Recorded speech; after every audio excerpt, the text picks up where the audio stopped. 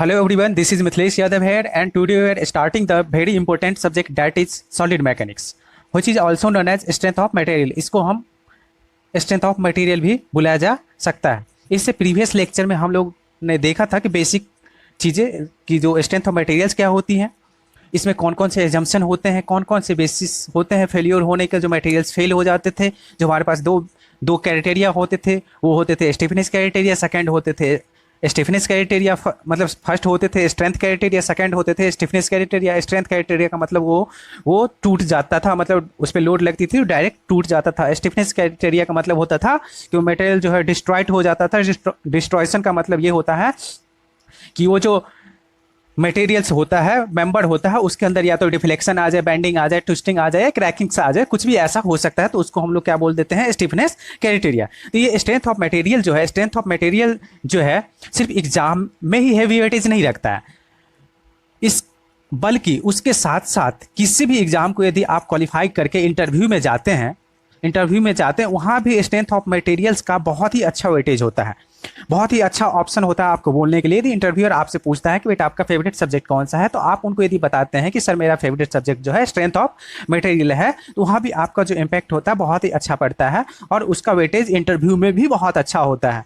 ठीक है, जितने सारे एग्जाम्स होते हैं सिविल इंजीनियर्स के लिए जितने सारे एग्जाम होते हैं, GATE engineering service, state engineering service या फिर एसएससी जेई हो, जितने सारे एग्जाम होते हैं सभी एग्जाम में इसका जो वेटेज होता है काफ़ी हैवी होता है, हैवी वेटेज सब्जेक्ट है ये।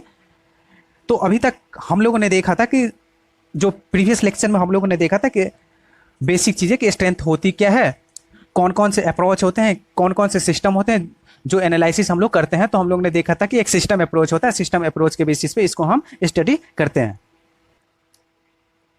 तो हम लोग जो पढ़ रहे थे सॉलिड बॉडी के बारे में, तो सॉलिड बॉडी में जो सबसे इंपॉर्टेंट मटेरियल्स होता है, जो सॉलिड बॉडी का मतलब मेटल्स, तो मेटल्स के प्रॉपर्टीज के बारे में हमको पढ़ना है। तो जो सबसे इंपॉर्टेंट मटेरियल्स होते हैं वो होते हैं माइल्ड स्टील। माइल्ड स्टील में बहुत सारी क्वालिटी होती है, उनके अंदर प्रेजेंट होती है, बहुत सारी क्वालिटी होती है जो कंक्रीट के साथ मैच करता रहता है। इसलिए हम लोग क्या करते हैं, माइल्ड स्टील का यूज करते हैं। तो माइल्ड स्टील में जो होता है सबसे पहले कि ये लाइट वेट होता है, जिसके कारण से कोई भी स्ट्रक्चर जो होगा उसका जो सेल्फ वेट होगा वो लाइट होगा। ठीक है, इसके लिए हम लोग माइल्ड स्टील का यूज करते हैं, लाइट वेट होता है।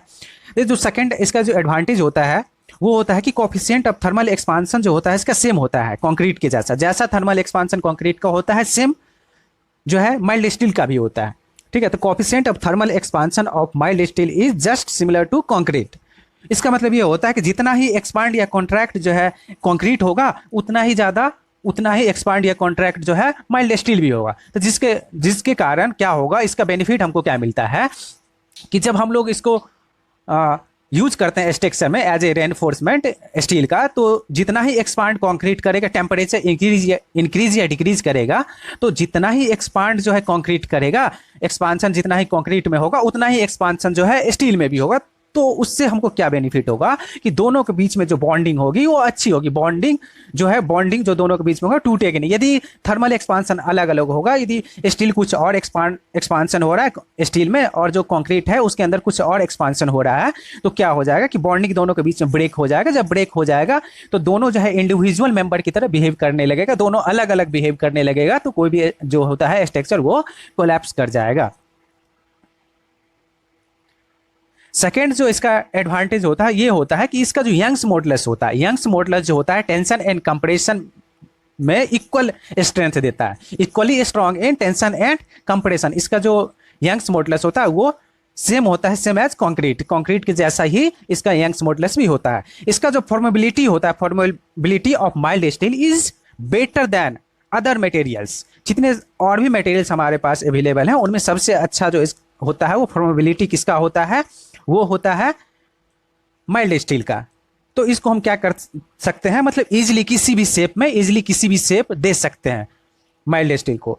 Steel can be easily welded eight joint, जहां भी जॉइंट वगैरह होगा तो इसको हम इजीली वेल्ड कर सकते हैं। इसका एक एडवांटेज ये भी होता है कि हम लोग कंस्ट्रक्शन में ज़्यादा माइल्ड स्टील यूज कर सकते हैं। इट इज़ रिसाइकलेबल, ये जो होता है रिसाइकलेबल होता है, माइल्ड स्टील को हम रिसाइकल कर सकते हैं। ये जो होता है नेक्स्ट एडवांटेज जो इसका होता है वो क्या होता है, प्रोवाइड गुड स्क्रब वैल्यू। इसका जो स्क्रब वैल्यू होता है वो भी अच्छा होता है। मतलब इसको हम स्क्रब वैल्यू का मतलब ये होता है कि जब इसका जो डिज़ाइन पीरियड होता है, जब इसको डिज़ाइन पीरियड जो भी किसी भी बिल्डिंग का होता है, जब डिज़ाइन पीरियड खत्म हो जाता है तो उसके बाद भी स्टील को निकाल के हम कुछ कॉस्ट में इसको हम बेच सकते हैं।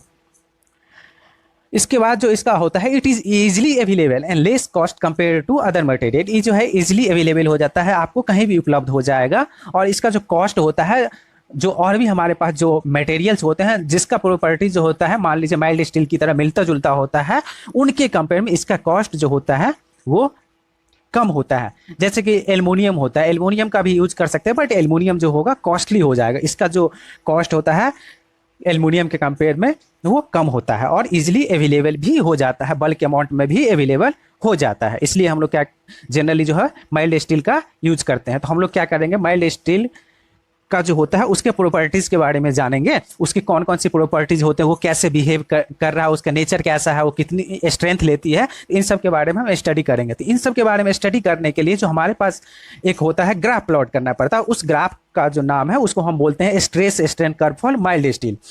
जो अभी हम माइल्ड स्टील का बिहेवियर देखेंगे उसमें हम क्या करते हैं, स्ट्रेस स्ट्रेन का ग्राफ प्लॉट करते हैं और इसके बारे में हम लोग स्टडी करते हैं। तो हम क्या करते हैं, सबसे पहले कि माइल्ड स्टील का जो एक होता है सिलेंड्रिकल जो होता है, सिलेंड्रिकल रॉड लेते हैं। माइल्ड स्टील का एक सिलेंड्रिकल टाइप का रॉड लेते हैं जिसका जो गॉज लेंथ होता है वो 2 इंच का होता है, जिसका गॉज लेंथ जो होता है 2 इंच का होता है। डाया ऑफ मिडिल सेक्शन जो होता है 0.5 इंच का होता है, हाफ इंच का होता है। जो डायामीटर होता है मिडिल सेक्शन का वो हाफ इंच का होता है। और इसका जो ये सिलेंड्रिकल जो रॉड हम लोग यूज कर रहे हैं टेस्ट के लिए, उसका L/D रेशियो जो होता है 4 होता है। L/D रेशियो 4 होता है। तो हम स्टील लेते हैं और ये जो हमारा सिलेंड्रिकल रॉड होता है, सिलेंड्रिकल रॉड होता है, इसको हम लोग क्या करते हैं यूटीएम में रखते हैं। यूटीएम का मतलब यूनिवर्सल टेस्टिंग मशीन। यूटीएम का मतलब होता है, उसका फुल फॉर्म होता है यूनिवर्सल टेस्टिंग मशीन। इसको हम इस रॉड को लेते हैं और यूनिवर्सल टेस्टिंग मशीन में रखते हैं और लोड लगा के इसका जो होता है, इसका जो रिस्पांस डेवलप होता है, जब हम स्ट्रेन इसमें देते हैं, स्ट्रेन का मतलब जब इसको हम खींच रहे हैं या दबा रहे हैं, तो जो ये रिस्पांस डेवलप करता है उसको हम लोग क्या करते हैं, नोट करते हैं। तो इसमें जो फोर्स लगाते हैं हम लोग, वो कौन सा फोर्स लगाते हैं, एक्सियल फोर्स। एक्सियल फोर्स का मतलब ये हो जाता है कि एक्सिस के अलॉन्ग मान लेते हैं ये कोई हमारे पास जो है ये मेंबर है,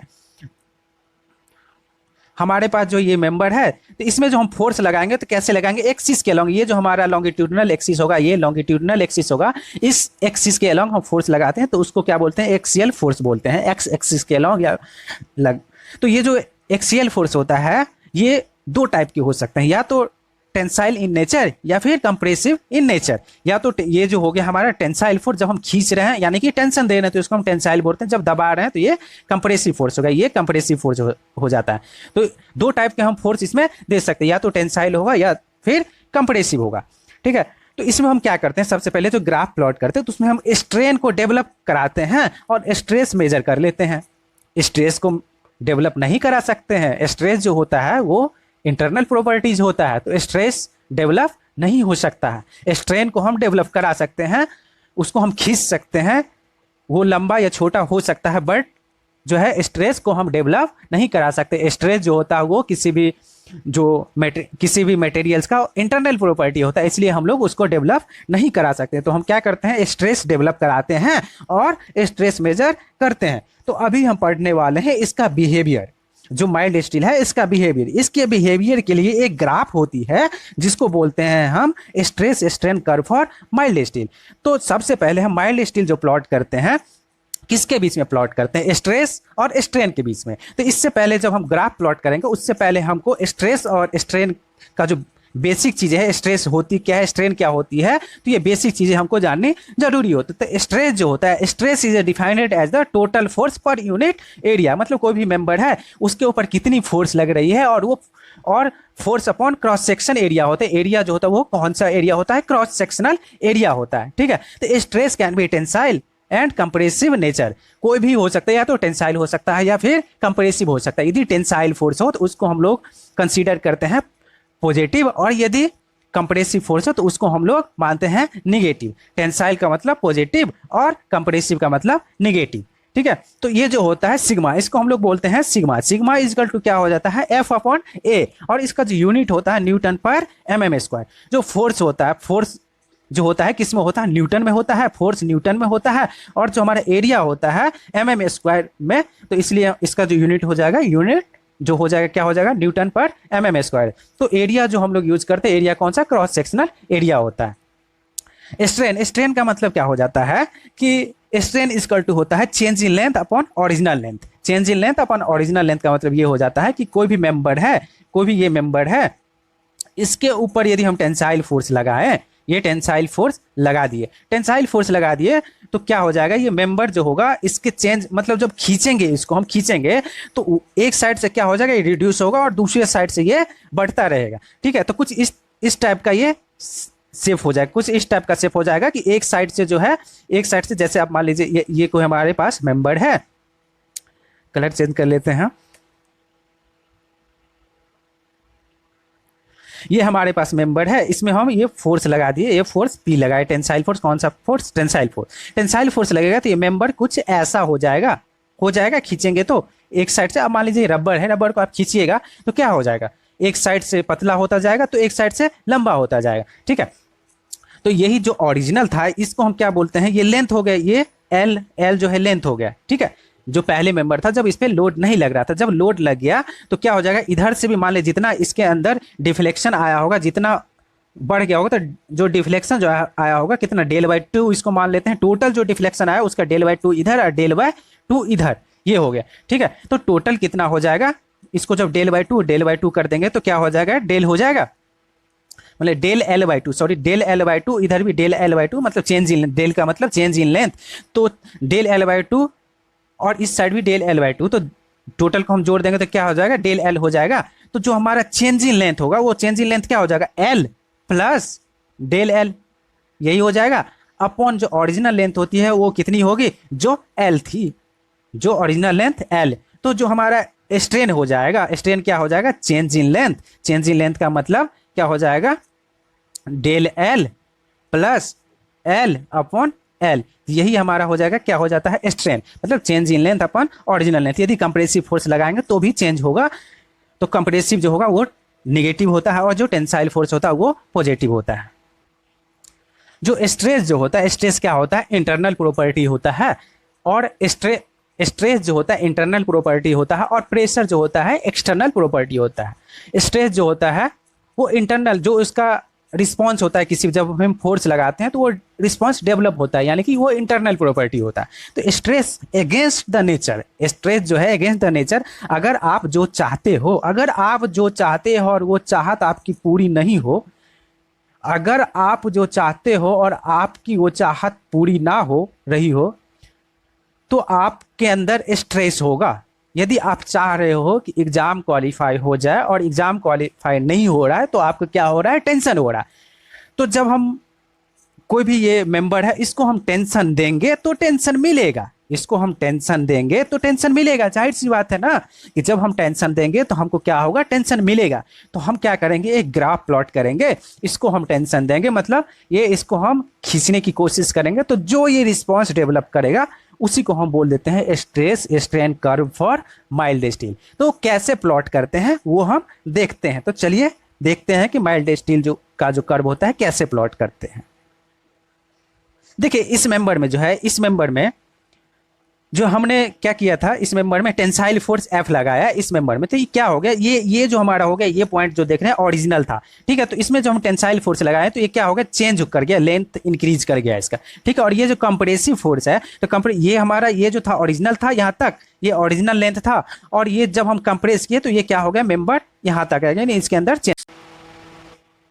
तो अभी हम लोग क्या देखने वाले हैं कि जो माइल्ड स्टील का जो स्ट्रेन स्ट्रेस कर्व था उसके बारे में हम लोग स्टडी करने वाले हैं। तो सबसे पहले हम लोग क्या करते हैं कि एक सिलेंड्रिकल रॉड लेते हैं। सिलेंड्रिकल रॉड जो होता है उसका जो डाया होता है, dia of the middle section, जो सिलेंड्रिकल रॉड होता है उसका जो डाया होता है वो कितना होता है, 0.5 इंच का होता है। जो गॉज लेंथ होता है वो कितना होता है, 2 इंच का होता है। और ये L/D रेशियो जो होता है, L/D रेशियो जो होता है वो 4 होता है। इस टेस्ट को परफॉर्म करने के लिए हम जो माइल्ड स्टील का जो एक सिलेंड्रिकल रॉड लेते हैं उसका क्या होता है, वो जो होता है डाया ऑफ मिडिल सेक्शन जो होता है, डाया ऑफ मिडिल सेक्शन जो होता है वो कितना होता है, 0.5 इंच का होता है। गॉज लेंथ जो होता है 2 इंच का होता है, और L/D रेशियो जो होता है वो कितना होता है, 4 होता है। ठीक है, तो जो स्ट्रेस और स्ट्रेन के बीच में जो ग्राफ प्लॉट करते हैं, जो वाई एक्सिस पे होता है वो स्ट्रेस होता है, और जो एक्स एक्सिस पे होता है उसको हम लोग क्या बोलते हैं, स्ट्रेन बोलते हैं।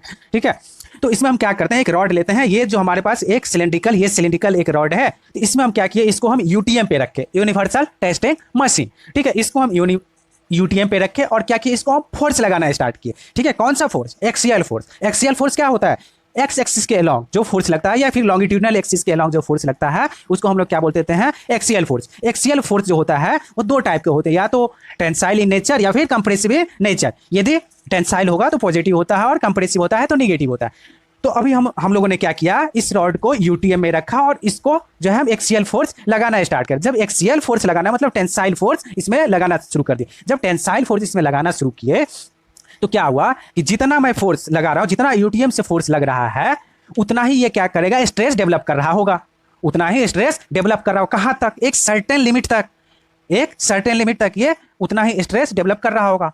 ठीक है, इनिशियली क्या होता है कि जितना स्ट्रेन दे रहे होते हैं उसके डायरेक्ट प्रोपोर्शनल में स्ट्रेस डेवलप हो रहा होता है। एक सर्टेन लिमिट पॉइंट तक, एक सर्टेन लिमिट पॉइंट तक उसका नाम हम देते हैं प्रोपोर्शनल लिमिट, उसको हम लोग क्या बोलते हैं, प्रोपोर्शनल लिमिट। तो जो ये आप पॉइंट देख रहे हैं इसको हम जूम कर लेते हैं थोड़ा।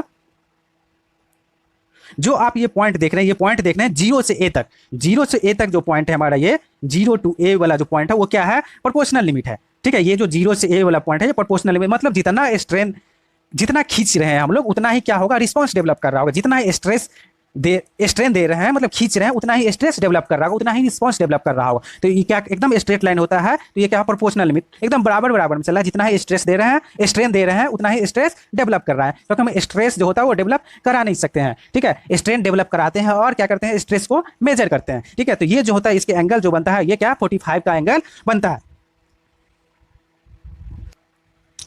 तो जो बंदा फोर्स लगा रहा था, यानी कि यूटीएम यहाँ पे मतलब बंदा बोल रहे हैं, जो बंदा फोर्स लगा रहा था उसने बोला कि यार ये तो हद हो गई, जितना मैं फोर्स लगा रहा हूं उतना ही वो उधर से रिस्पांस दे रहा है।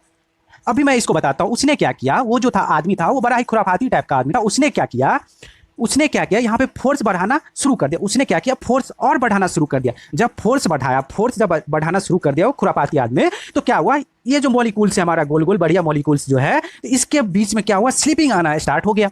ये क्या किया, थोड़ा बहुत स्लिप होना स्टार्ट हो गया। जब स्लिप होना स्टार्ट हो गया तो क्या हुआ, ये सडन जो है एक कर्व फॉर्म मतलब डेविएट होना स्टार्ट हो गया, क्योंकि मॉलिक्यूल्स जो है स्लिप हो गया। तो स्लिप जब होगा तो क्या होगा, जो स्ट्रेस जो रिस्पांस जो डेवलप कर रहा था वो डिक्रीज कर जाएगा। तो यहाँ पे जो सडनली वो स्लिपिंग हुआ, जिस कारण से यहाँ पे क्या हुआ, जो पॉइंट ए टू बी है वहां पे क्या हुआ, कर्वेचर फॉर्म हो गया। जो हमारा ग्राफ था वो डेविएट हो गया, डेविएशन होना स्टार्ट हो गया। ठीक है, तो जो हमारा पॉइंट बी होता है, पॉइंट बी को हम लोग क्या बोल देते हैं, इलास्टिक लिमिट।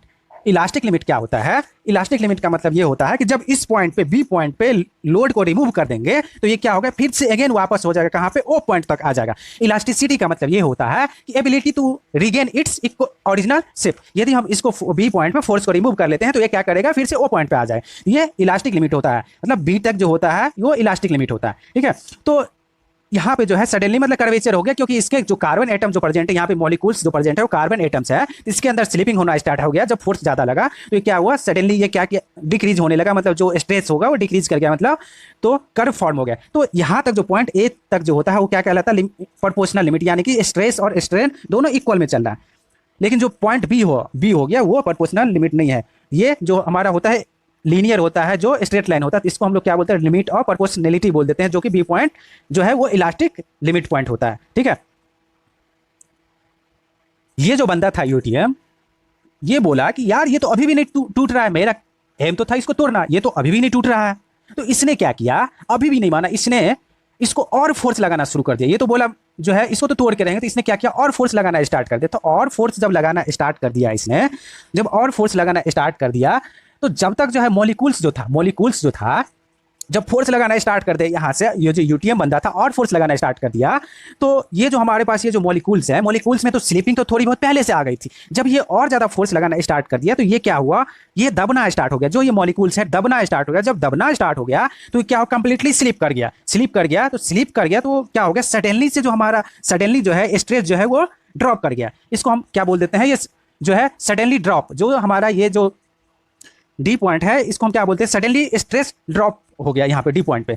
ये क्योंकि इसमें ये स्लीपिंग होना स्टार्ट हो गया, जो हमारा ये मॉलिक्यूल्स था, स्लीप तो पहले स्लीपिंग होना स्टार्ट हो गया था। जब ये और फोर्स लगाना स्टार्ट कर दिया, तो फोर्स लगाना जब स्टार्ट किया तो कार्बन एटम्स जो था इसके अंदर प्रेजेंट है, तो ये दबना स्टार्ट हो गया। तो पहले क्या था कि पहले तो स्लिप हो रहा था, ठीक है, जब दबना स्टार्ट हो गया तो क्या हुआ, एक दूसरे का जो बीच में जो बॉन्डिंग था वो बॉन्डिंग टूटना स्टार्ट हो गया, ठीक है। जब बॉन्डिंग टूटना स्टार्ट हो गया तो सडनली जो है स्ट्रेस जो है वो क्या किया, डिक्रीज कर गया। तो जो हमारा जो ये पॉइंट जो आप देख रहे हैं सी से डी तक, तो यहाँ पे क्या हुआ, स्ट्रेस जो है डिक्रीज कर गया, स्ट्रेस की वैल्यू जो ये रिस्पॉन्स देना कम कर दिया, ठीक है। जो हमारे ये पॉइंट सी है,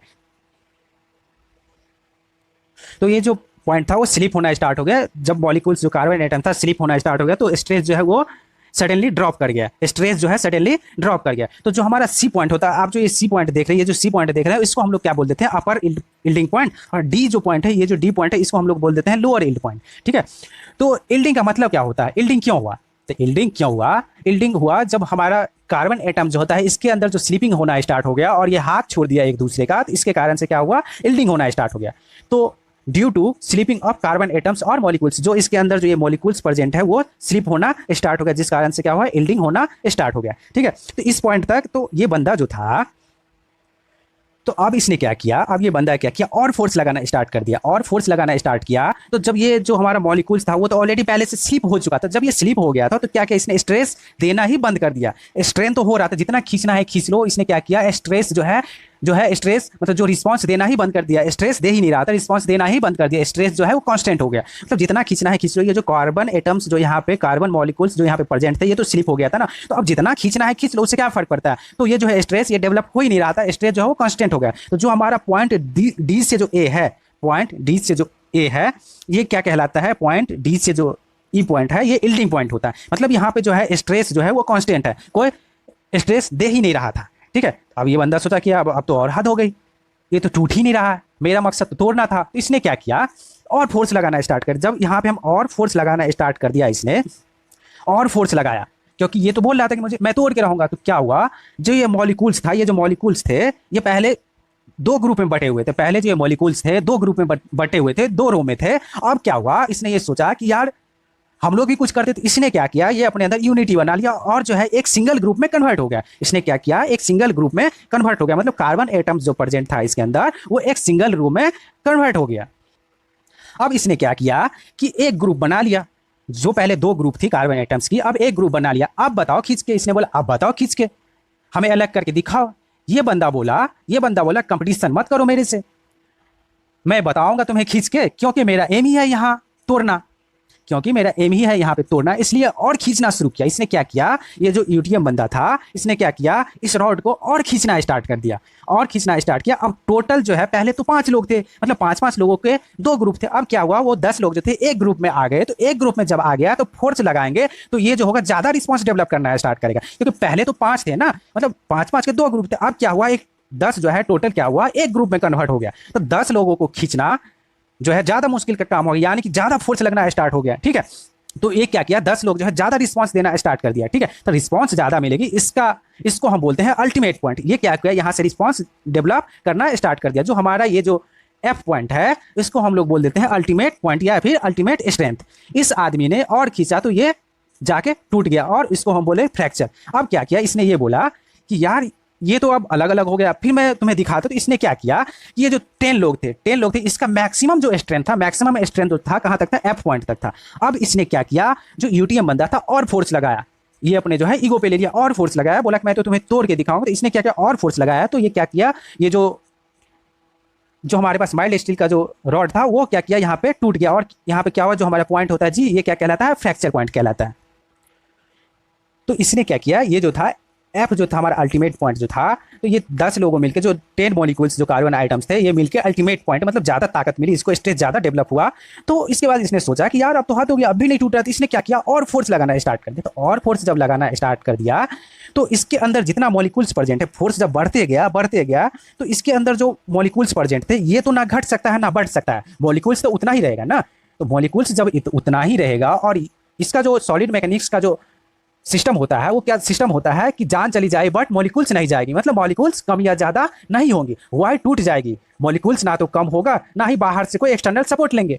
ईगो बहुत स्ट्रिक्ट होता है, जो ये होता है ईगो बहुत स्ट्रिक्ट होता है, मतलब बाहर से सपोर्ट नहीं लेंगे, जो करेंगे अपने आप करेंगे वरना टूट जाएंगे। तो इसने क्या किया, बाहर से कोई सपोर्ट ही नहीं लिया, मतलब जो मॉलिक्यूल्स थे, मॉलिक्यूल्स का मतलब उतना ही प्रेजेंट रहा। तो और जब फोर्स लगाना स्टार्ट कर दिया ये जो यूटीएम बन रहा था, तो ये क्या हुआ, फाइनली ये जी पॉइंट पे आके ये टूट गया, मतलब फ्रैक्चर हो गया। तो जो हमारा जो डी से ई पॉइंट होता है, डी से ई पॉइंट जो होता है उसको हम लोग क्या बोल देते हैं, यील्डिंग पॉइंट। और ई से एफ तक जो होता है स्ट्रेन हार्डनिंग। मतलब स्ट्रेन हार्डनिंग का मतलब ये हुआ कि यहाँ पे सडनली जो है जो स्ट्रेंथ होता है वो इंक्रीज करता है, ठीक है, इंक्रीज करता है, इसलिए इसको हम लोग क्या बोल देते हैं, स्ट्रेन हार्डनिंग। और उसके बाद हमारा क्या हुआ, ये सडनली ये डिक्रीज कर जाता है, यहाँ पे आके पॉइंट जो जी है वहाँ पे फ्रैक्चर हो जाता है, इसको हम लोग क्या बोल देते हैं, स्ट्रेन सॉफ्टनिंग पॉइंट बोल देते हैं, ठीक है। तो स्ट्रेस स्ट्रेन ग्राफ में जो होता है पॉइंट ए तक जो होता है, ये जो हमारा पॉइंट ए है, पॉइंट ए तक क्या होता है, प्रोपोर्शनल लिमिट होता है। पॉइंट बी जो होता है इलास्टिक लिमिट होता है। इलास्टिक लिमिट का मतलब कि ability to regain its original shape, यदि हम लोड को यहाँ से रिमूव कर देंगे तो फिर से वो ओरिजिनल शेप में आ जाएंगे। जो पॉइंट बी से लेके डी तक होता है उसको हम लोग क्या बोल देते हैं, यील्डिंग बोल देते हैं। तो पॉइंट सी जो होता है उसको अपर यील्डिंग पॉइंट बोलते हैं। यील्डिंग क्या होता है, slipping of, due to slipping of carbon atoms, carbon atoms के बीच में जो स्लीपिंग होना स्टार्ट हो जाता है, इसके कारण से यहाँ पे यील्डिंग होना स्टार्ट हो जाता है। तो सी जो है हमारा वो क्या है, अपर यील्डिंग पॉइंट। डी जो होता है लोअर यील्डिंग पॉइंट। और पॉइंट ई से एफ जो होता है वो स्ट्रेन हार्डनिंग रीजन होता है। पॉइंट ई से एफ जो होता है वो स्ट्रेन हार्डनिंग रीजन होता है, बिकॉज यहाँ पे जो होता है स्ट्रेंथ जो होता है वो अल्टीमेट मिलता है, इसलिए ये रीजन क्या कहलाता है, strain hardening region. Point F जो होता है, पॉइंट एफ जो है ये हमारा, इसको हम लोग क्या बोल देते हैं, अल्टीमेट टेंसाइल स्ट्रेंथ।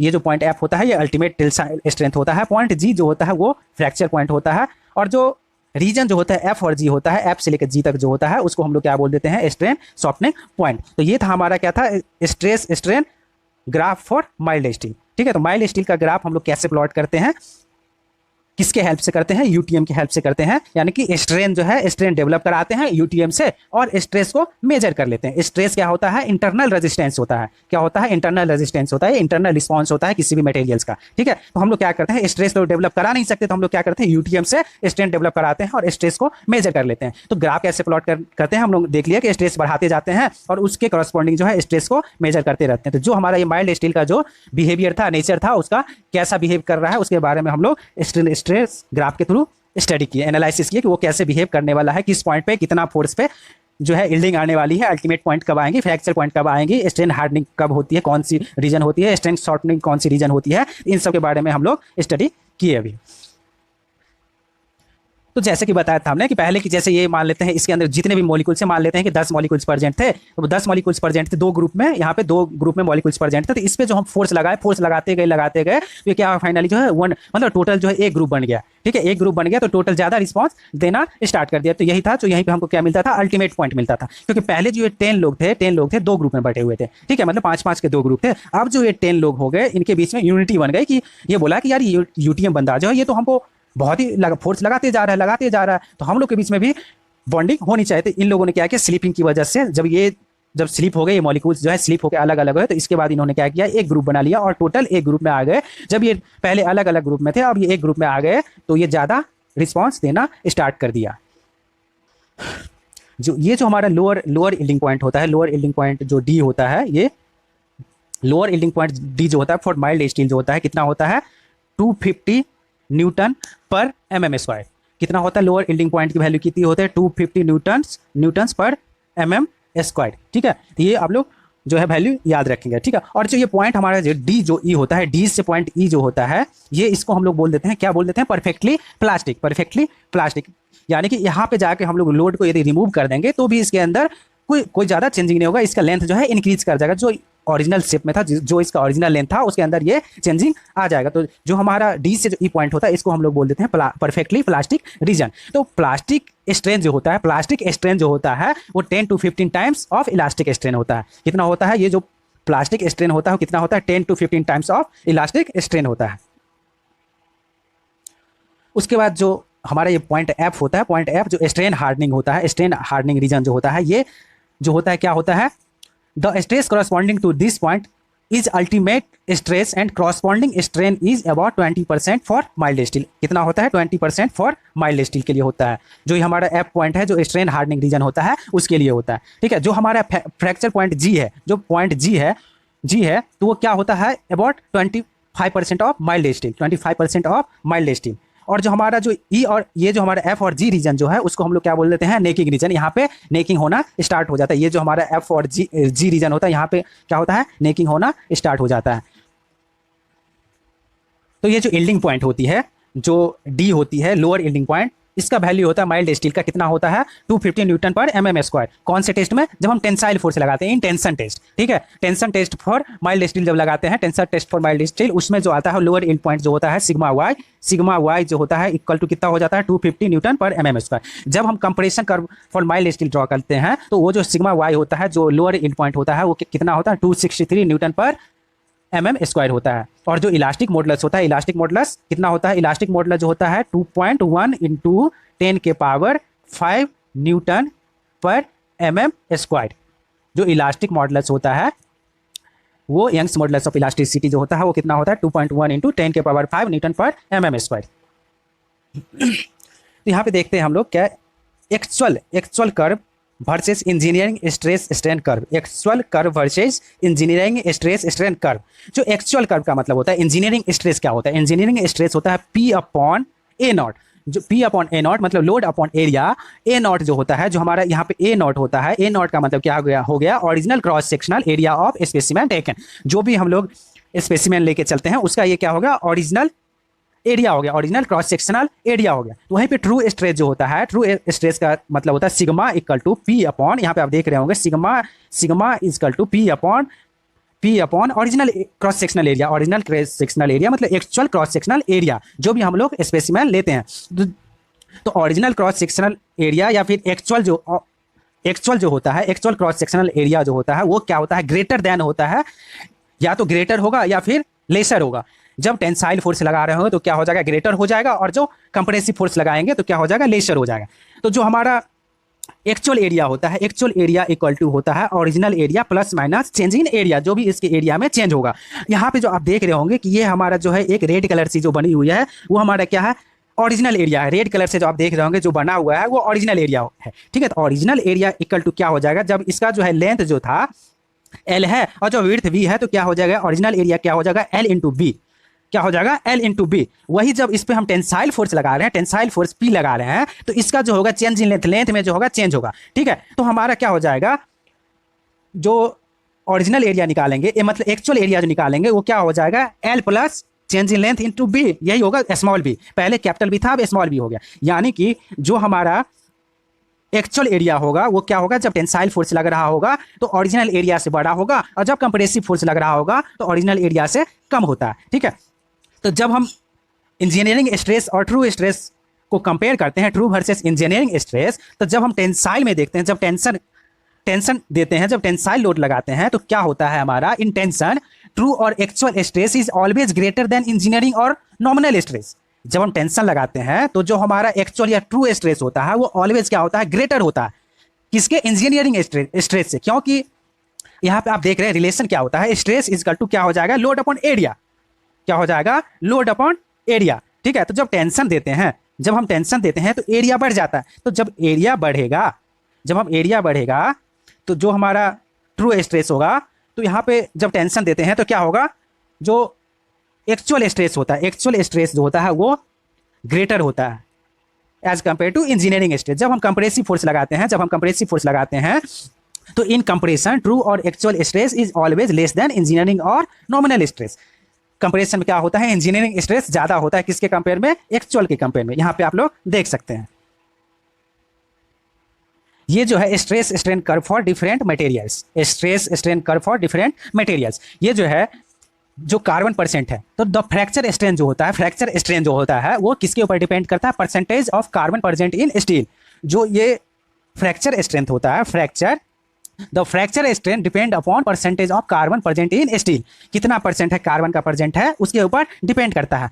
तो with increase in percentage of carbon fracture strain reduce. जब हम इंक्रीज कर देते हैं कार्बन परसेंटेज का तो क्या होगा, फ्रैक्चर स्ट्रेंथ जो होगा, फ्रैक्चर स्ट्रेंथ जो होगा वो रिड्यूस कर जाता है। With increase carbon content steel has higher yield stress and higher ultimate strength. जब हम परसेंटेज ऑफ कार्बन बढ़ाते जाते हैं तो वो क्या हो जाएगा, हमारा जो यील्डिंग पॉइंट होगा और अल्टीमेट स्ट्रेस जो होगा वो इंक्रीज कर जाएगा, बट जो फ्रैक्चर पॉइंट होगा वो डिक्रीज कर जाता है, ठीक है। तो जितना ज़्यादा हम कार्बन पर बढ़ाते जाते हैं, कार्बन बढ़ाते जाएंगे, तो क्या हो जाएगा, वो जो है वो इतना स्ट्रेंथ, जैसे कि हाई कार्बन जो हाई कार्बन स्टील जो है उसका जो अल्टीमेट या फिर यील्डिंग पॉइंट है वो ज़्यादा होता है, मीडियम कार्बन स्टील जो होता है उससे कम होता है, लोअर कार्बन स्टील जो होता है उससे कम होता है, और जो हमारा कास्ट आयरन होता है उससे कम होता है, और प्लास्टिक जो होता है वो उससे भी कम होता है। जितना ज़्यादा कार्बन की परसेंटेज हम बढ़ाते जाएंगे, जितना ज़्यादा कार्बन की परसेंटेज हम बढ़ाते जाएंगे, उतना ज़्यादा जो वो मटेरियल होगा क्या होगा, ब्रिटल होना स्टार्ट हो जाएगा। ठीक है, तो हाई कार्बन स्टील जो होता है क्या होता है, ब्रिटल होता है, जबकि माइल्ड कार्बन स्टील जो होता है वो क्या होता है, डक्टाइल होता है, क्योंकि माइल्ड कार्बन स्टील में जो होता है as compared to high carbon steel जो होता है, कार्बन की परसेंटेज जो होता है वो कम होता है। तो जो हमारा हाई कार्बन स्टील होता है वो क्या होता है, ब्रिटल होता है।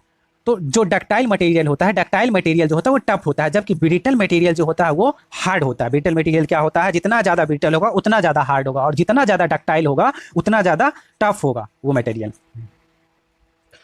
ये जो ग्राफ है टाइप्स ऑफ मटेरियल बिहेवियर, ये बहुत इंपॉर्टेंट है, एग्जाम में डायरेक्ट ही आ जाता है, इसलिए आप लोग इसको याद रखेंगे। ठीक है, ये जो हमारा पहला जो ग्राफ है ये क्या है, लीनियर इलास्टिक का, मतलब जितना ही स्ट्रेन दे रहे हैं उतना ही रिस्पांस मिला, उतना ही स्ट्रेस मिला। ये जो एंगल होता है 45 का होता है। तो जो पहला ग्राफ है उसको हम लोग बोल देते हैं लीनियर इलास्टिक। दूसरा जो ग्राफ है इसमें कर्व फॉर्म हो रहा है, कर्व बन रहा है, तो इसको हम लोग क्या बोल देते हैं, जो स्ट्रेस स्ट्रेन के बीच में जो ग्राफ प्लॉट किए हैं यहाँ पे क्या है, कर्व बन रहा है, तो इसको हम लोग क्या बोल देते हैं, नॉन लीनियर इलास्टिक। ठीक है, ये जो हमारा ग्राफ है, तीसरा जो ग्राफ है, तीसरा ग्राफ जो है इसको हम लोग क्या बोल देते हैं, इलास्टो प्लास्टिक। जो स्ट्रेन और स्ट्रेन के बीच में, स्ट्रेन और स्ट्रेस के बीच में जो ग्राफ प्लॉट है उस ये तीसरा नंबर का, ये ग्राफ किसका है, इलास्टो प्लास्टिक का। जो चौथा ग्राफ है हमारे पास, चौथा ग्राफ जो है इसको हम लोग बोल देते हैं परफेक्टली इलास्टिक। मतलब क्या, परफेक्टली इलास्टिक का मतलब क्या होता है कि इसका जो स्ट्रेस होता है, जो रिस्पॉन्स होता है कांस्टेंट होता है, कितना भी आप इसको खींच रहे हो, स्ट्रेन कितना भी डेवलप कर रहे हो, ये जो है रिस्पॉन्स एक कांस्टेंट ही डेवलप करता है। तो इसका जो स्ट्रेस होता है, स्ट्रेस जो होता है वो कांस्टेंट होता है, बट स्ट्रेंथ जो होता है वो कितना भी खींचो वो रिस्पांस उतना ही डेवलप करेगा।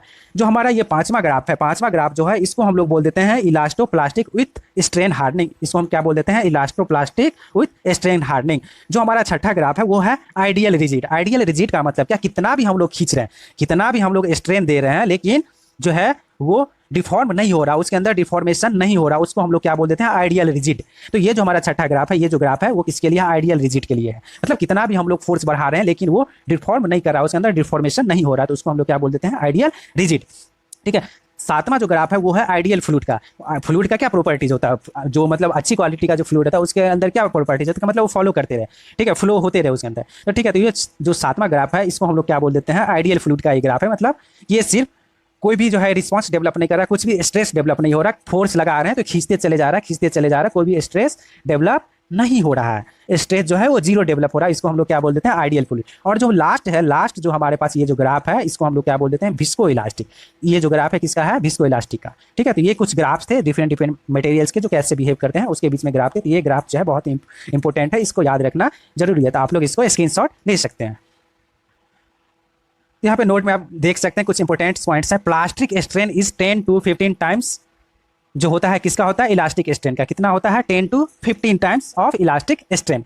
Yield stress for mild steel in tension is 250 newton per mm square. 250 newton per mm square होता है, 250 न्यूटन पर mm स्क्वायर होता है। Yield stress for mild steel in compression test जो होता है वो कितना होता है, 263 न्यूटन पर mm स्क्वायर। ठीक है, यंग्स मॉडुलस ऑफ इलास्टिसिटी जो होता है कितना होता है, 2.1 × 10⁵ newton per mm square. Mild steel is more elastic than rubber. ये इंपॉर्टेंट पॉइंट है, माइल्ड स्टील जो होता है वो मोर इलास्टिक दैन रबर होता है। तो इस लेक्चर में हम लोगों ने क्या देखा कि स्ट्रेस और स्ट्रेन क्या होता है, और माइल्ड स्टील जो होता है उसकी प्रॉपर्टीज क्या होती है, और जो माइल्ड स्ट्रेस स्ट्रेन का जो कर्व होता है उसको हम लोग कैसे प्लॉट करते हैं, और जो माइल्ड स्टील होते हैं उसके प्रॉपर्टीज क्या होते हैं, इसके बारे में हम लोगों ने स्टडी किया।